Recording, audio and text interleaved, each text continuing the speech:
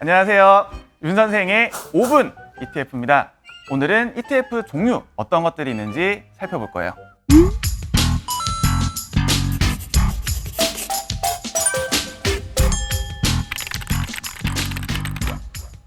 자, 유형별로 일단 한번 봅시다. 우리 ETF가 뭔지도 알겠고, 그리고 ETF가 좋은 건지도 알겠는데, 우리가 뭐가 있어야 이제 투자를 할까 알 수가 있는 거잖아요. 자, 첫 번째로 우리가 살펴볼 거 시장 추종형입니다. 우리가 대표 지수들을 따라가는 ETF예요. 예를 들면 미국에는 S&P 500 혹은 나스닥 100, 국내에는 이제 코스피 200 같은 대표 지수들을 따라가는 것이 여기 있는 시장 추종형 ETF고요.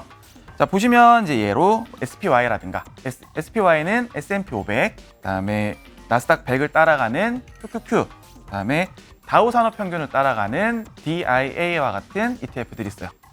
두 번째는 섹터형입니다.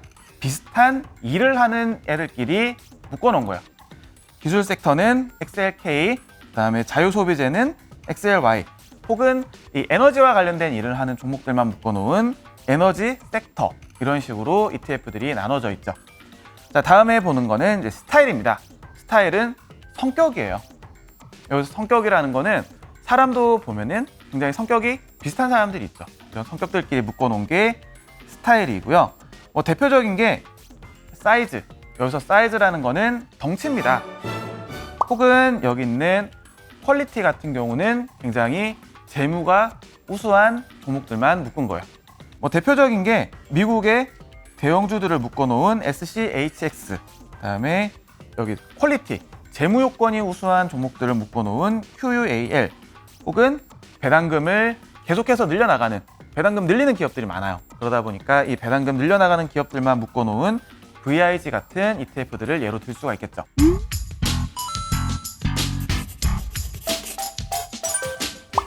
몇 가지 좀 더 살펴보면은 채권형도 있습니다. 채권형은 말 그대로 이 채권들만 묶어서 ETF들을 짠 거예요. 무엇을 담냐, 어떤 채권을 담냐, 다음에 기간을 어떻게 담냐, 두 가지 정도로 해서 세분화가 되는데, 대상, 예를 들면 이런 거겠죠.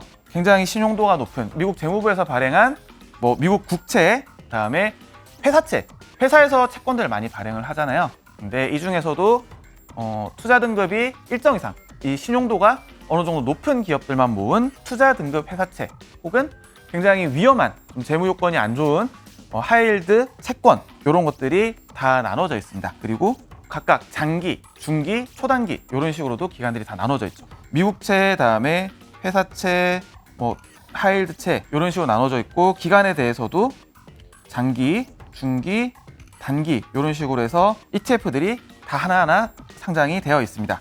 자, 계속해서 보면요, 상품이라든가 다음에 환도 ETF들로 상장이 되어 있어요. 여기서 상품이라는 거는 원자재, 기름이라든가 천연가스라든가, 혹은 금, 은, 혹은 약간 생소할 수도 있는데 플래티넘이라든가 이런 것들 다 상장이 되어 있어요. 환은 환율입니다. 우리가 달러라든가 혹은 유로화 이런 것들 역시도 그냥 ETF 자체로 상장이 되어 있어서 우리가 얼마든지 투자를 할 수가 있게 되어 있고요.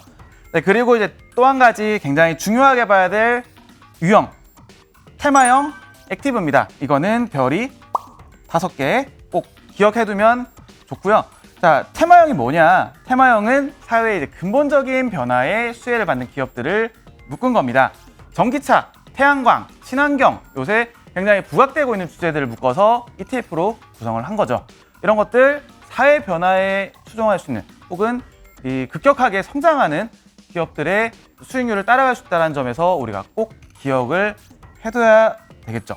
그래서 대표적인 것들이 리튬, 혹은 2차 전지와 관련된 ETF, 혹은 ESG 이런 주제들도 ETF로 다 나와 있다 보니까 이런 것들도 관심을 가져보면 좋겠습니다.